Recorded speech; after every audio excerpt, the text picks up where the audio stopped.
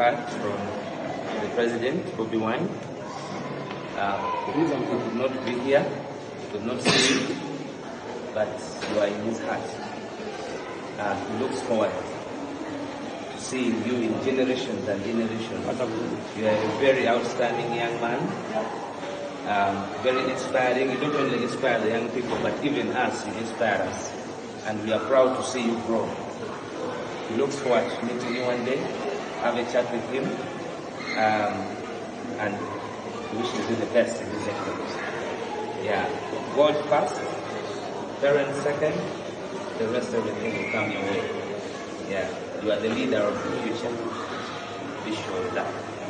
I really want to thank His Excellency for sending me this message. Ninabe nalabye nga bagezaako okusaba Anita Amongi nti yetondera Abaganda. Anita Amongi totwetondera. Ate wetonda bireke. Wabula twebaze bwebaza Anita Amongi okuvaayo n'atulaga obukyayi bw'atulinako. Ndoze kye twali kisanyukidde. Kuba abantu badiringa n'abantu nga balowooza babaagala ninga tebabaagala naye ate nga bebakulembeza mu buli kimu. So nze mwebaza tano nze omuntu oli okuvaayo n'andaga nti ekituufu tanjagala. Sisobola munoomera nnyo okusinga ono gwe ndowooza nti anjagala ninga ate tanjagala. Okitegeera nti omuntu asobola okuvaayo n'akulaga mu lujjudde nti ebyaddala sibaagala.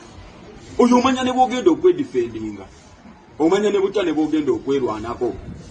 Tetulina mumusaba twetondera kuba n'abanaakeera n'atwetondera kubeera tatwagala. Kyogamba mbu byamusimattuse kati lwaki mumwegayirira yeetonde. Kyogamba omuntu akoze ekikyamu kikwetaagisa omugamba nti ate tukusaba weetonde bw'oba teweetonze tugenda kukola kino. Nga naawe okimanya akoze kikyamu. Mwagala kubanga Museveni akeera n'asaba abaana be yasiba n'abagamba mujje mutwetondere naye nga yennyini akimanyi nti ye yabasiba tebalina musango nga tafunyeemu nakulowooza nti bano abaana benfukamiza mu kamera wano ekituufu nze nabasiba emyaka 4 tebalina kye bakola.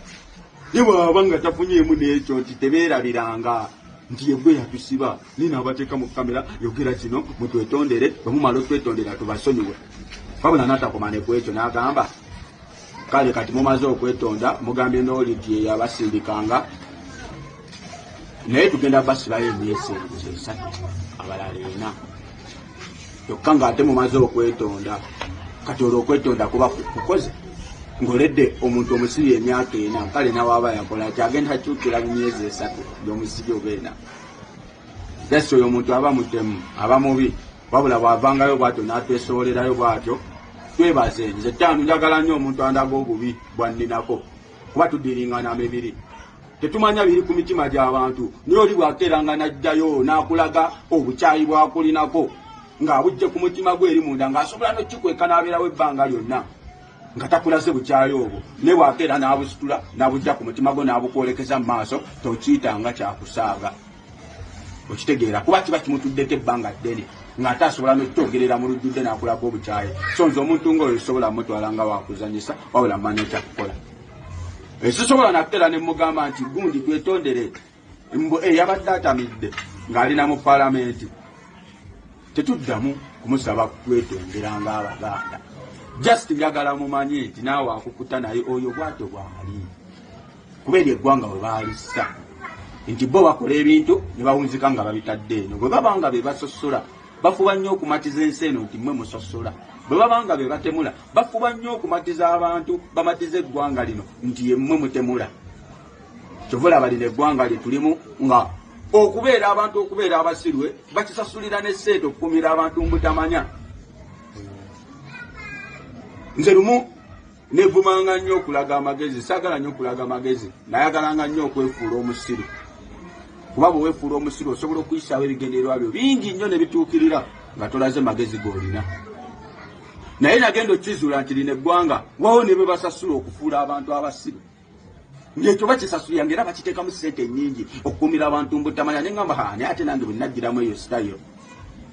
Ng'oledde waliwo ne be basasula bafuba okusiruwaza abantu okubakuumira emabega oba kubakuuma nga tebamanyi. Kyova busobola okukira n'olaba nga baguze ne ba TikToka ne bayita abayimbi ne bayita ki ebyo byonna babikola ku ki kukuumira abantu mu butamanya wabula ffe ate abamanyi naffe bwe tugezaako twekuumiremu eyo sitayiro kuba kyangu nnyo nze okwesiriwaza era nondabiranga ddala omusiru ninga siri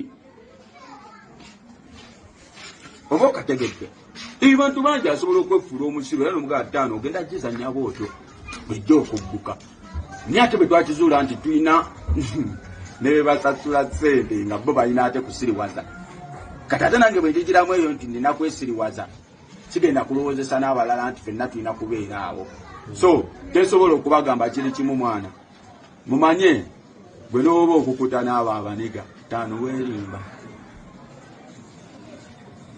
naye toddangamu kunyigira nnyo omuntu akulaze obukyayi bwakulinako enzo oli bwandaga obukyayi bwanninako awo yaba tasobola kumpangula nkulayirira agannyawo sya ng'omaze n'okukwata n'enkunyigiriza n'otuuka n'ojjayo n'obukyayi obubeera ku mutima n'obundaga bw'oti kati oba ogenda kumpangula otya kuba buli bubeera ku mutima niyo oli bwakulaganga obukyayi bwakulinako oba omumaze just kiwemu budde tayimu ojalabako so tusigale nga kwetuli kuba kyetwagala kinene kisinga buli muntu tekyenkana amonge tekyenkana niteri akyenkana wadde abamu bagenda ne balowooza olwokuba bwe bava empisa ne mubawa n'obugunju obubaggulira ekkubo ne balowoozesa abantu nti be basoose okutuulamu ebyo ebifo bambi nga beerabidde nti ne bwe yaddira mu ntebe yafa tategedde yennyini yeyamunona yeyasembayo omulaba mu ddwaliro nga talina mu ggwanga lyeyali ayagala ennyo si lyeyafiiramu baatikka mutikke n'okumuzza wano so mulowooze tewaliwo kifo ky'olimu nga 5 teri yali akibeddemu nga gwe kisooseemu olimba just time buli kimu kiridda gye kyabo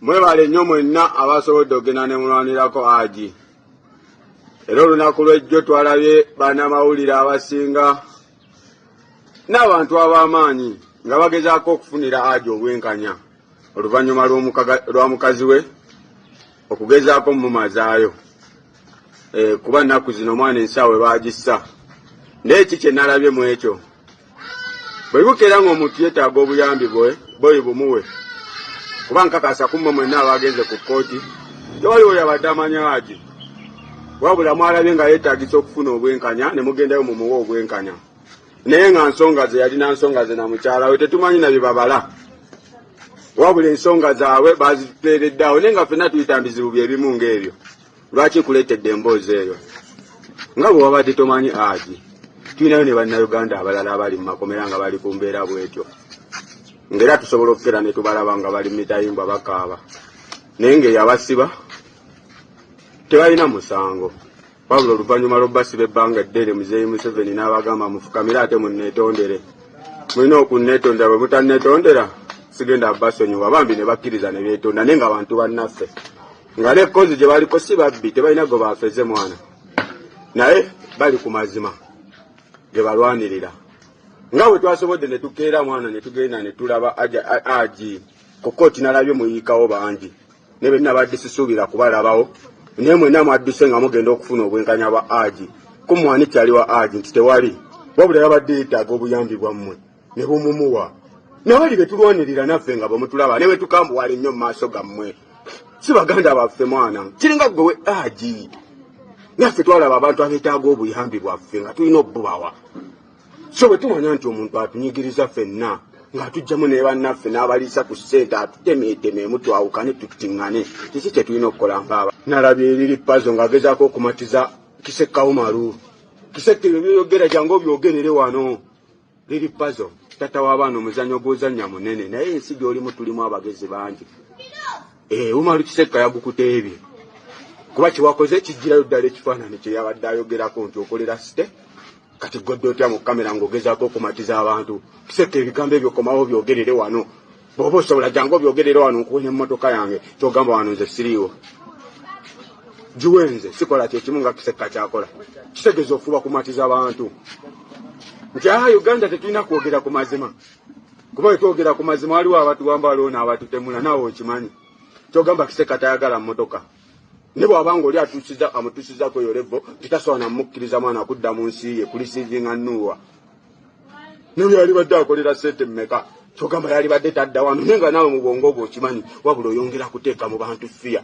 naffe tukkirize tuteeke emikira emabega bambi sobola kunenya nnyo kuba abavu twerabira mangu kati tukulidde mu mbeera embi olabira ddala nti ssaawa zino kookuttemuwe obulamu bwo bwagala nnyo tokyajjukira nti wasiibako n'enjala tokyajjukira nti teyandirodi yakerako ng'akubanja naye ng'abo abantu abakuwa 10,000 mutwalo be baakabi kuba n'oli bwakugula baakulaga teriwo abenkana era singa abantu abo bakera ne bamanya butya bwe bazitowa ensi eba yateredde dda bulaba bamatiza ffe naffe ne tukkiriza ne tugamba mwana tudde ku saidi yaabwe mwe baani just tumanye ekituufu nti bana abantu batutemamu bakikola bakigenderedde bwe tolina kyogenda bagattako era tebakwagala nnyo wabula ekigendererwa kyabwe kunjawukanya nze naawe kati bwe nkulaba ng'ogezaako okumatiza Kisekka ng'era omatiza abantu nti wano we tuli Kisekka ajja byogerere wano nze nako okubwa oli mu kamera omatiza olina bistatimenti byojja okola gwe lunnaawe naye beeraamu mwana ekyangu nnyo okuddayo mu buli obulamu bw'osiiba enjala si lwangu kuvaamu naye ate okubuddamu kyangu just beerako kuba abo abakusudiya gye bakuvuga bakutwala nammwe bannankyukakyuka mwe natokeranga n'okyalira kyaliwo omusango ng'ayogera mbanji mbalaba muwalampa Kisekka muli badongo kasita olumu tubeeremu mwana njagala bubenga bayeekera Museveni okutuuka okkirizisa abantu bamuyambeko mu lutalo luno mu 86 omanyi kye yakola yali talina buwagizi naye y'okumatiza abantu omwegattako n'abamu yabatemula kuba mukimanyi bulungi nti asinga okutta mu lutalo yawangula ekimanyi ekyo ggwe jasita olumu muze okusa emigwe gyammwe nti oli bw'aba akugambiza jasita ekigambo obugambo nti twetaaga buli akawunti nga bwe mwatudde ne mugenda kwajati nga aja ayagala buyambi nga tulaba ajati mubbi ne mutuuka n'omulaba ng'agenze kunassa ne mumukubira enduulu bwe tutyo bwe twetaaga kuba bano batusindika batutwala mu lutalo bamaze otwawulayawulamu era mutandise n'otulaba ng'abatiikizi mutandise n'otulaba ng'abatalina kye baddako taano temwefumba tuli bali bennyini enkugambe Muzee Museveni ye kyamuwaliriza era singa okuva nga teyalina buwagizi goloza ki kyeyalikoze abantu okutandika owulira oda ze kubanyiga kati bwe tukulaba ng'osobola okukera n'okuliyetengawo ekiboozi okwate obwongo bw'abantu bunaku nga babeeraawo tolina mboozi gyoyogera eyamba abantu abo abakufudde ekyo ky'oli mboozi ki gye wali oleeseekaawo emboozi gy'onyumya gy'okolera ku live ng'oliko n'abantu 100 zezomwefu bwe bulamu bwe tuyitamu yogera ku biri ebirala fena tukere nga tusitudde eddoboozi eryawamu golaba ne mba mukubye ekikopo timundu muliro ku muliro bwe mumala okukuba mundu ne muwangula ekiddako kubakwata media kulangirira togamba Museveni ddaawo kubanga abayita n'abatuuze n'abagamba ne bate mugenze ki bwe mukutwagala mukwata abantu bano mubafuula ebbize nga tebalowooza ku bigenda mu maaso mu ggwanga olowooza tetukimanyi tesitulumu mukyuke mumanye ekituufu kye tulina okukola tujja kuddamu tweyagale wabula bino tulina okubanoomera ekyansi yokka gye tusobola kubanoomera nti lwakuba tubalinako empalana lwakuba twetaaga amazima gajje mu bantu lwakuba twetaaga obwenkanya obwawamu si gwagamba nti tukulyetingewo ekibinja nga naawe okimanyi nti Sekka kuno kwe kwabwe nitakyasobola kujjawo ne booba omuwaaki fenna tumale kutuuka ku eyo wabula ate gwe ofuba kumatiza balala ajja byogerere wano nze siriiwo kyogamba mbyogerera China naffe ssebo twagala buli kimu twagala obulamu obuvimba twagala ebirungi bingi ne tulaba ebitagenda bulungi mwana ne tuvayo tubyogereko kusiballo tomali temutumanyi togamba wali onyumira nnyo nga nkusanze nga ngenda kubbako byolina mwebaze nno ku kibanda togamba bwe kaliri pazi osobola okukusanga n'onnyima byolina kulaba weetinde n'ebusiriva siriva wamuwa atali mulwani goloza abazungu basiga okulaga nti awangudde ensi yonna gwe bawa golodi misinde tebabiwa badongo naye gwe wakava Masaka ssebo weetimbye siriva mbulago siriva wamuwa balwanyi teweetimba bya bugagga nga toli mulwanyi tobalaba amatu bagabaguddeko bulago babusise bondya yabyambala champion ne baba kibanda atutereezezza ndina wano mukubuulirira gwe mutongo gwe mubeeremu mwana. As NUP you can't go to Kisoro tosobola Obubaka yura wali eri tosobola awo oyina kupampingawo winikiza Dr. Besigye nga batwala holiday yo bana ba ku kyalo olimba lumanyi bali respected bali tested for a long time. Nawe ve Kampala ogenda okuba olukiiko wali nebanaye Katonda yanafuya bannayuganda n'akamala bukamazi ku nsonga ya jjajja jjajja ne tumufuula superior naye nga ffe bajega kati awo ekisolo kandidate yali simbiddwawo yali badde wa PFF mwabala ne mumuwagira buwagizi yali simbiddwawo awatali ekyo linda results ate tunalwawo kampeni yana ku 10 naye neewuunya nalaba akatambi kano ennaku 2 emabega ennaku 2 ku 3 emabega nenkatereka Bijiro ono yalina kyazanya ne bannabyabufuzi abalala naddala abo bannabyabufuzi abazanya ebyobufuzi ebyokutambulizibwa mu case mu brief case ntegeeza abasuubuzi mu byobufuzi Bijiro olwaleero olunaku olw'ejjo His Excellency Kyagulanyi Ssentamu Robert twabadde Kisolo abantu b'Ekisolo abafumbira bayaniriza His Excellency Kyagulanyi Ssentamu Robert n'omutima gumu era bwekkannaanya bulungi obutambi obwo ndowooza ojja kwesanga nga population esingamu obungi yabadde esingamu obungi y'abavubuka bwe njogera ku bavubuka abavubuka abo bafeesinze challenges nyingi oba bali mu kufeesinga challenges nyingi ekisooka kya byonna gavumenti eno tefudde ku bavubuka eyo mentality gy'olina Bijirwa tulowooza nti yeri mu bavubuka nti abavubuka bajja wano kuzannya byabufuzi gwe byoyogerako abavubuka beetaaga kimu nkyukakyuka kulaba nga gavumenti ya Nakyemalira eno evuddeko kino kyentegeeza tugamba nti tuli mu revolution tuli mu struggle abavubuka tebali wano kuzannya byabufuzi nga bwe mubyagala biteekateeka nti olw'okulwaleero General Museveni akwata Moses Ali n'amuteeka mu West Nile Moses Ali akomandinga West Nile eyo nga bw'ayogera tewabaddamu kunyega okiwuliza bulungi Museveni nga wanaakeera ku makya n'agula nandala mafaabi mu Eastern mu Bugisu najja n'akwata omukyala Anita Amongo mu Teso nga kwotadde ne bamaike mukula okiwuliza najja mu Busoga n'agamba nina Rebecca Kadaga n'avuruga mu Busoga awo nga bw'azaakola ng'amanya we bagenda omutegerya n'ayambuka mu Acholi n'agamba nti nina Winnie Dolo nina ne Nobert Mao najja mulango n'agamba akena nja wamu naye okiwuliriza so ebyo ebyobufuzi General Museveni byabadde azanya tusuubira nti His Excellency Kyagulanyi Ssentamu Robert byebyobufuzi byagenda ozanya ekyagaza His Excellency Kyagulanyi Ssentamu Robert okuviira ddala wano mu Buganda wasibuka n'okwetoloola regions endala eza Uganda kwe kuba nti ebiruubirirwa bye ye ng'omuntu ebigendererwa bye byakuggyako General Museveni byakuggyako General Museveni system ya governance ekyuke so si kuzannya byabufuzi nti kakati nga oludda oluvuganya olw'amaanyi neetaaga okuba n'ababaka abangi simanyi nzijja tukwataganira wamu n'abopposition abalala twegabire ebifo tugabane ebifo nti mu Western ani aliwo ng'ow'amaanyi kakati oyo katumuwe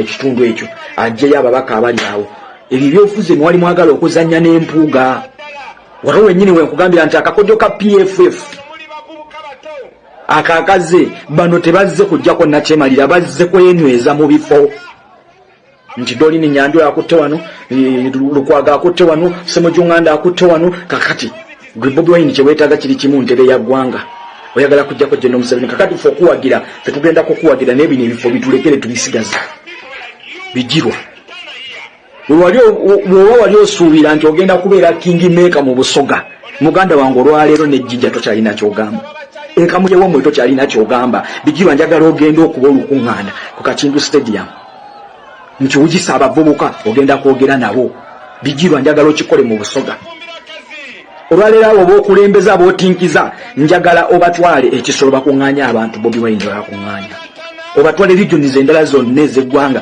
bakuŋŋaanya abantu Bobi Wine bakuŋŋaanya okitegedde muti mulowooza nti wano tuli mu kuzannya byabufuzi kuzannyamu byabufuzi ekigendererwa kyakuggyako Nakyemalira kyakuggyako General Museveni okategedde ssebo eyo mentalite yemwe nti tuzanye byabufuzi tewali byabufuzi bigenda kuzanyibwa nga Nakyemalira akyaliko Nakyemalira aveeko tutegeeze system of governance awo tulyoke tulabe engeri butya bwe tugenda omenyaamenyamu obukulembeze bw'eggwanga naye awatali ekyo mukkirize nti olwaleero tulina omwana ali ogu akuba mu Buganda wano n'okwetoloola ebitundu bya Uganda byonna, akuba boda ku boda.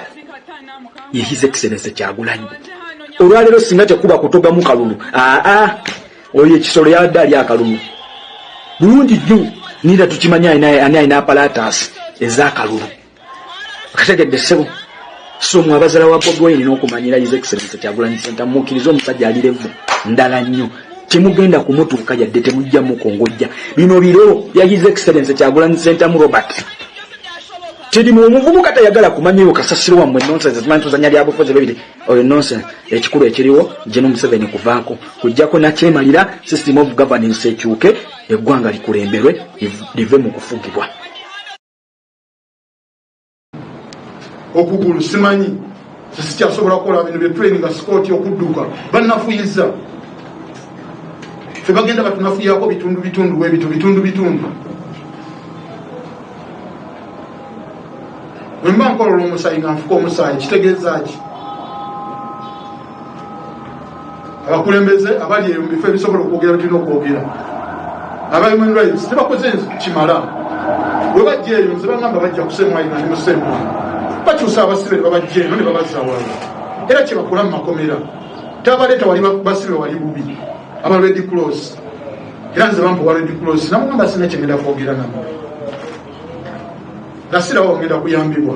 Okuyambibwa kwange bannayuganda kuyimirira nga mwayimirira ne mubanja twagala akireewo. Nze siina musango. Sibeera nga kuwa amagye era siina bintu by'amagye. Ne bakyali bange tebabiina.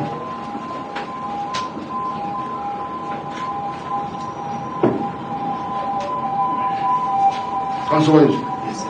Tandikirawo.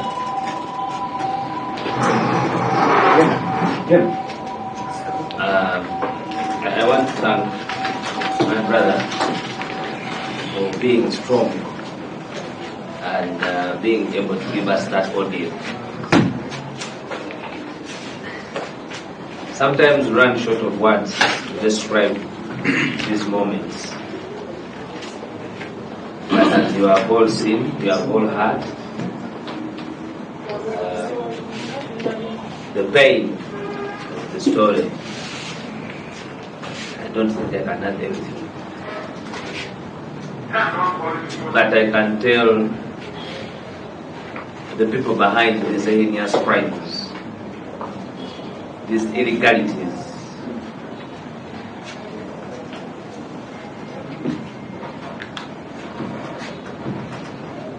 that you may break our bodies,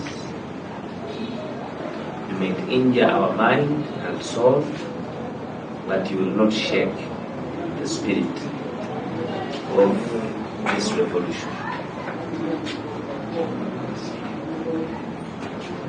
I will take the questions now. Njagala kwebaza muganda wange akireewo olw'okulambulula okufuna obuvumu n'alambulula ensonga kikwasa ennaku nti tuli mu ggwanga Uganda.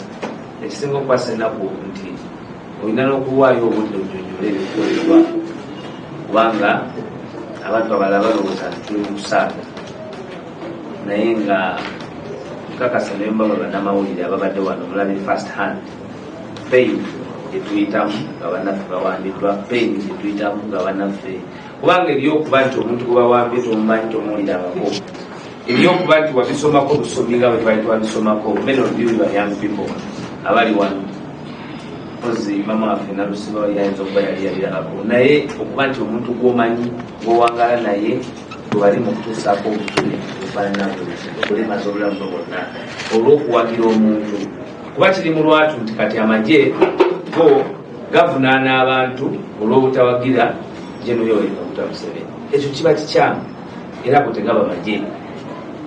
Nja kutwala ebibuzo byammwe ku lw'obudde. Kimu bibiri. Let's have straight on this issue. Yes, sir.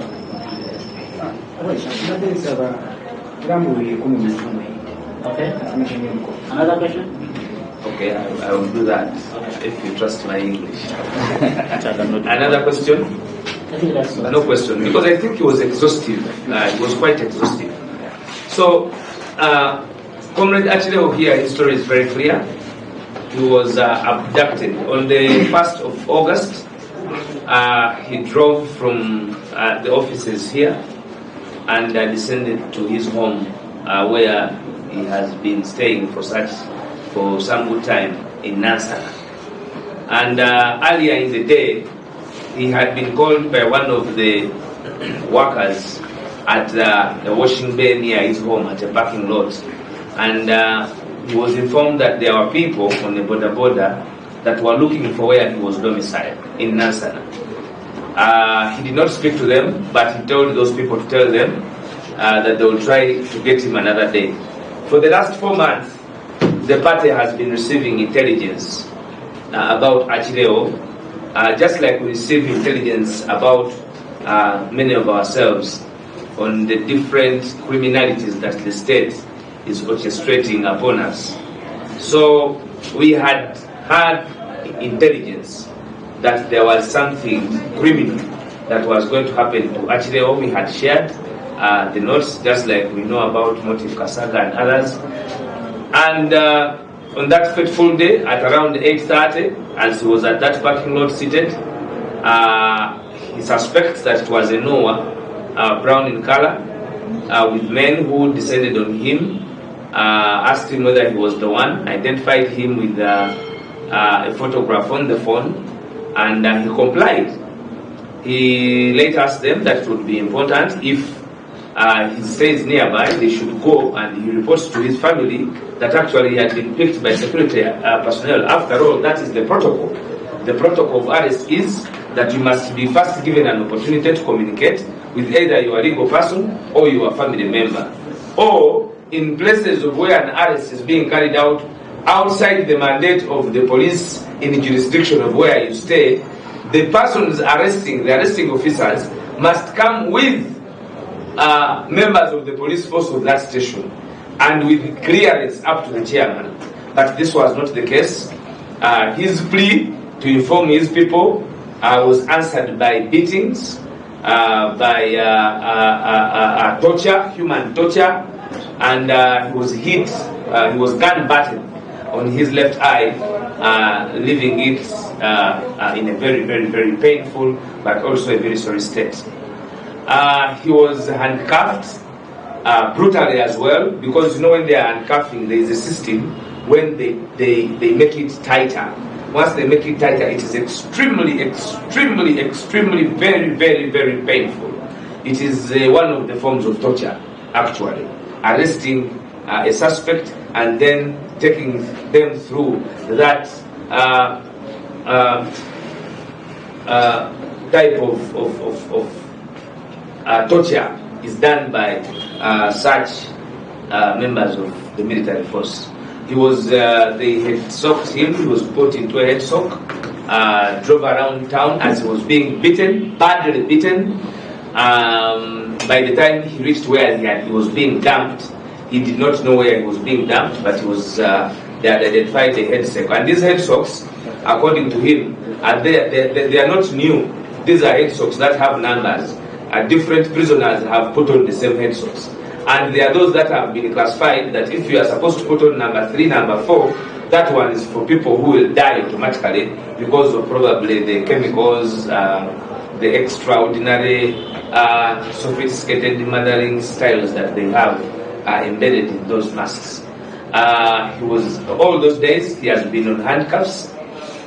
He has been putting on a head sock. They had put that head sock on his face. It is very, very, it is hot. It creates a lot of heat to the face. Remember, the eye was sick. He was subjected to no light, no vision of anybody for the 3 years, for the 3 days that he spent at the CMI. He would be transported in those 3 days occasionally between CMI and Chireka SIU, but the constant was that he was on handcuffs. He has narrated to us the ordeal of when they put him in the dungeon at CMI, and he was sleeping in a small room, self-contained, which had the toilet there. I think that is what I'm now calling self-contained, but it could be soaked with water by morning. And it had a pole where he was handcuffed in a movie style and told to sleep. When he complained, they changed the style. He was handcuffed and he could not even eat. Now, sleeping when you're handcuffed is something he has asked all of us to try it out and know exactly what our comrade is saying. The other issue is that in his ordeal, in those 3 days after he had been tortured, he was later taken home. And when he was taken home, of course, you all remember the ordeal that they threw. One of the officers was seen by the neighbor, and now even on account of Achileo, with pips, military pips, and those are the very military pips that later were alleged to be owned by him. They also forced him to change his trouser into a military outfit.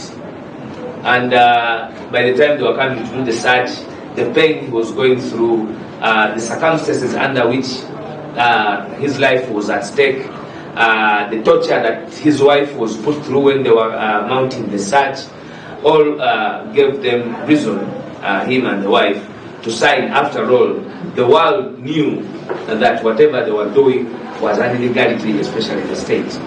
So in his judgment, he thought that to live another day of life, he would rather condescend with the ambiguity of whatever they had come up with, but then later he would be exonerated by the reality and the truth, and of course by the push of the power of the people. He was taken to court, the court-martial, where he found a sigh of relief. For all those days, it was very hard for him to sleep. But after he was taken to the court-martial, he found sleep on headway to prison, on that lorry that takes prisoners. You can imagine when you can finally find sleep on a lorry as it is descending to another jail, but you are finding relief because you can see, you can communicate to people, you are not on handcuffs, amongst others. And then the story of him coming to court, being brought to the court-martial, later on getting bailed yesterday and being released. We want to thank our legal team. He thanks the legal team. He thanks the entire National Unity Platform family, members of the diaspora who have not gave up on him. A number of people in the country who are putting on t-shirts inscribed with Akireo. We want to thank you. We want to thank our parents for their continued prayer. We want to thank his family for standing with us. I want to also note on that sometimes they push the families. If you do not have a formidable family, you will find them succumbing to the dictatorship. So we want to extend our heartfelt appreciation to the family of Comrade Achileo. This is not the first time he's being incarcerated. Achileo did not bury his father. That is why even the life of his other family members is important to him. He did not bury his father. I think he even lost an auntie a few days ago. He did not bury. And with our age, we are responsible people in our families. We must be available to many of these sad and happy occasions. He's very grateful to the media, and I want also, as the deputy spokesperson, to thank you, members of the media. We are very, very, very, very, very extremely humbled by your overzealousness, by your continued support of our colleagues and all of us, especially when we get into the arms way with the dictatorship. Without you, members of the media, I can tell you our lives would definitely be at stake. It is not easy to report about these heinous crimes. It is, you know, the propaganda. The day they were arresting Achileo, and people were saying, you know, we earn. Now, how do I earn from the arrest of my brother? The absurdity of those who connote the same is that they do not know us. They don't know how we relate with each other. We know our families. We know ourselves. We are a family. We are happy and sad together. And then an idiot wakes up in the morning, sometimes even on national TV, after probably eating or not eating food, and tells the world that those people are benefiting from their colleagues being under incarceration. You look at such a mad-headed person and you wonder where you can assist him from that type of backward, archaic, and buffoonery thinking, where you wake up and assume that a colleague can be in prison and we are excited about it to earn a living. We are not paupers, and that should come to the mind of those pauper-minded people who speak this, that everything is about earning. We are not paupers. If we are paupers, we would not be in this revolution. In fact, the paupers have found their price. The price now of actually who is being incarcerated, is being abducted. They cannot even give him a decent arrest if he has an offense. They will come and abduct him with a lot of fear and terror. Now, when you get to those that want to shed that propaganda that will benefit from our brothers